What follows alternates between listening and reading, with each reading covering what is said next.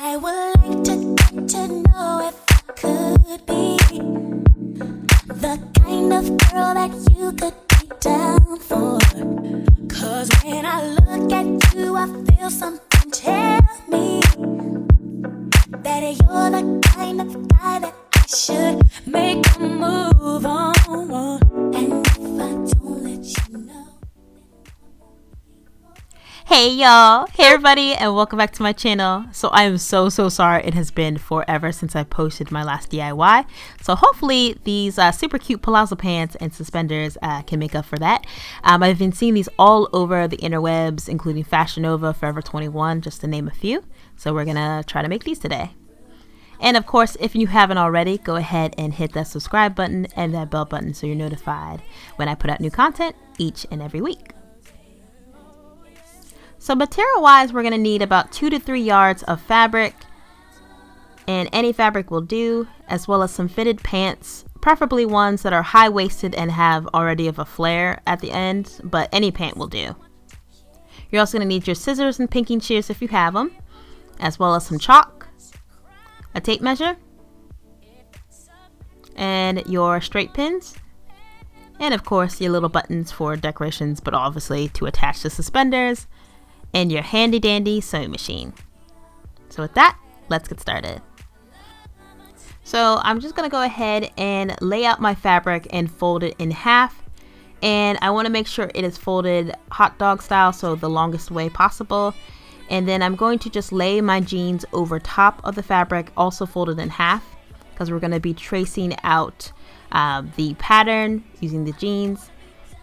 And you can see here that I left like a generous amount of space, so you do not need to do that. I actually would recommend that you just use about, maybe give it about an inch or half an inch rather of seam allowance, depending on whether or not your fabric is stretchy. So I just paused it right there just to say that little tidbit. But but yeah, so I ended up having to take in my fabric or take in my pants a lot. So I would definitely highly recommend not giving too much fabric or seam allowance rather. So after that, I just cut out my first pair, and then I'm going to repeat that, but I'm going to flip it the other way so that you have a reverse side, or rather a left side and a right side. So just remember that the fabric is doubled up, and just flip over the pattern that you first make and trace that onto the other side. So now you're going to be left with 4 pieces, which should look something like this. And now what I'm going to do is I'm going to start attaching the pieces together. So I'm going to be taking the first part, the first 2 pieces, and I'm going to just be placing them over top of each other, and I'm going to just pin along the curved edge. And this is the crotch area essentially. Well, obviously not essentially, but yeah. And then later I'm going to go ahead and just sew that down. And you're going to do this to both pieces. So this is what it should look like. So both of your crotch seams are going to be sewed. And I just used a regular old straight stitch, nothing too special. So you just want to straight stitch along the curved edges of both of your pieces. And once that is complete, this is what it should look like. And so I just went ahead and laid everything flat on the floor, and making sure that my right sides are touching and the wrong sides are facing out. So the right or the front of your pants are touching, or the front and back of your pants are touching, and then the inside out is facing up. Yep, talk about over explaining things, sure. But anyway, so now I'm gonna go ahead and just pin all of the sides down, so inside of the legs and outside of the legs. And once that is all pinned, I'm gonna take that to the sewing machine and just sew along there.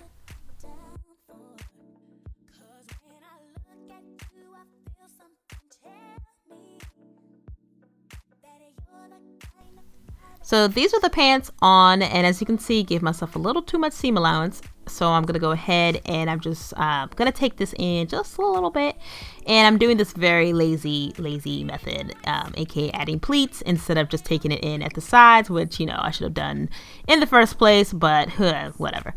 So you don't have to do this part so long as you make sure to not add too much seam allowance. I added like 1.5 inches, 2 inches of seam allowance. So ultimately, yeah, I'm not also proud of this part either, the fact that I had to cut myself out of the pants. But if you make it to your size, you won't have to do this. But if you make it a little bit bigger, you could definitely add the pleats or just take it in at the sides. But you will have to cut open the back, or you can even just kind of configure it where you don't have to cut the back open again and, you know, re-sew it to add the zipper. So I just went ahead and, you know, this is kind of how I have always just made pants with zippers. I just, you know, end up cutting the back, adding a zipper and all that. So I just went ahead and pinned the zipper, and like so, pin both sides, and I just went ahead and straight stitched it down. But yeah, you can add zippers or buttons or, you know, whatever you feel like, whatever you're most comfortable with. If you all want more of an in-depth zipper tutorial, I'm happy to do so. Just let me know in the comment section down below, and I'll work on that. So this is what the pants look like hot off the press. And now I'm just going to go ahead and I'm going to hem the waist area as well as the pant legs just a little bit. And so I'm just going to roll the hem and then pin it down to secure in place. And I do apologize, I should have like zoomed in on this so you could see this a little bit better, but it's pretty like self-explanatory. You're just going to just, you know, hem it so that all the raw edges, oh, here we go, I did add a little bit of a close-up. All right, so yeah, all the edges, all the raw edges have been like rolled and folded over so that it is, you know, nice and clean. And we're gonna go ahead and sew that.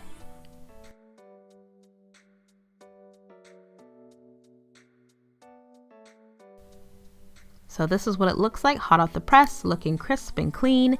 And just make sure to do that to the pant legs as well.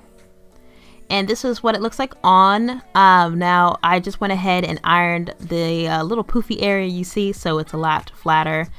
But now I'm gonna go ahead and measure out the suspenders, and I'm starting about 2 inches from my back to about 2 inches under my waist, if that makes sense. So I measured out about 34 inches.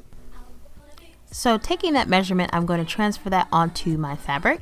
So I'm measuring down, of course, the 34 inches. And now I want to make straps that are about 1 inch thick. So I essentially need to make 2 2-inch thick pieces. So I measure out 4 inches.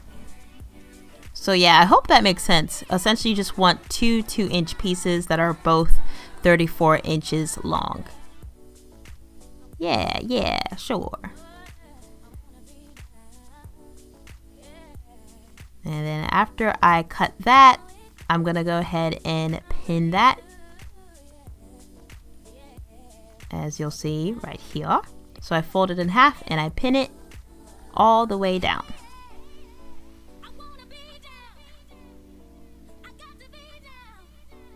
And this is what it should look like. Now it's going to be a little bit less than 1 inch just because of the seam allowance. I believe I did like 5/8 or something, something around there. But it should look like that. And then you're going to go ahead and just take I call this my inside out tool. I know there's a proper name for it. I just cannot think of it right now.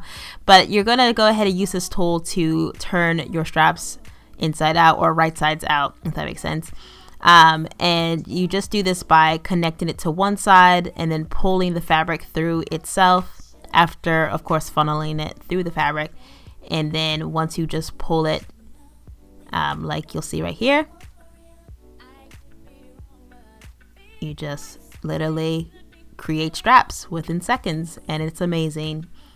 If I figure out the name of this tool, I will put this in the description box below and a link, because this is an amazing tool and it's like my favorite thing to use. And so now what I'm going to do is I'm going to figure out my placement. So I'm going to mark off the 2 inches. You know how we did the 2 inches starting from the waist. So I'm just going to mark the 2 inches on each strap.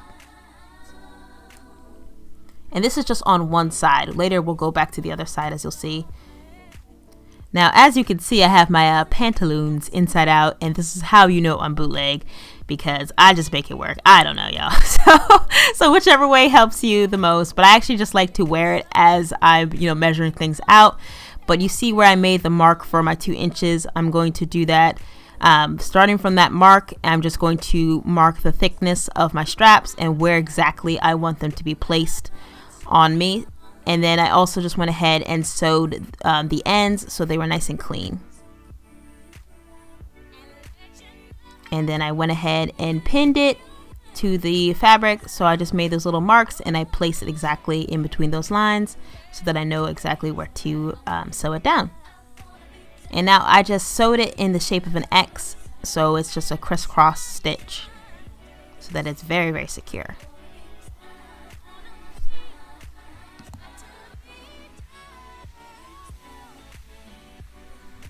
And that is what it should look like.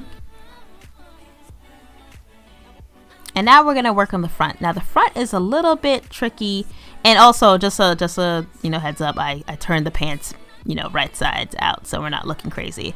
So I'm gonna go ahead and mark my 2 inches on both of my straps, and I actually ended up cutting the straps too, so you don't necessarily have to make them that long, but I always just make them 2 inches extra just because I'm extra, and you can always take things out rather than add things later. So I went ahead and just folded along that 2-inch line, and then I marked where I wanted the straps to sit. And then I also added a little bit of a dot, which is a very important dot because that is where we're going to be placing our button. So that is, you see I did it on both sides. And then that little line we draw is going to be erased later because that's just for the sake of placement.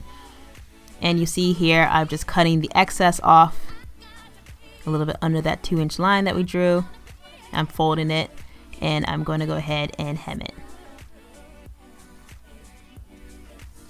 I also drew little dots on the actual straps just so I know where to put my buttonholes later. But for now, we're just going to go ahead and place our buttons. And I actually just went ahead and hand stitched this on just for the sake of, making this a little bit easier for folks who are still learning how to use the sewing machine / your girl also kind of lost my little button tool to sew this using my sewing machine. So, there you go. So I just went ahead and stitched my button in. And I just made sure that it was very, very, very, very secure. So you're just going to keep going through it until you feel like it ain't going nowhere. And that's what it should look like. Okay, so for this part, some of you folks might dislike me thoroughly because I'm doing this very janky, but I actually don't have my little buttonhole maker with me at the time or at this moment. So I actually have been using this trick for a while where I use the actual buttonhole stitch to create the buttonhole as well as a zigzag stitch to secure it. So the buttonhole stitch creates a horizontal stitch, and then I zigzag stitch one line down and then shift the fabric and zigzag stitch another line down and then horizontally stitch it again. So you can see I'm making a little bit of like a rectangle, and then I take my seam ripper and just rip the middle of that.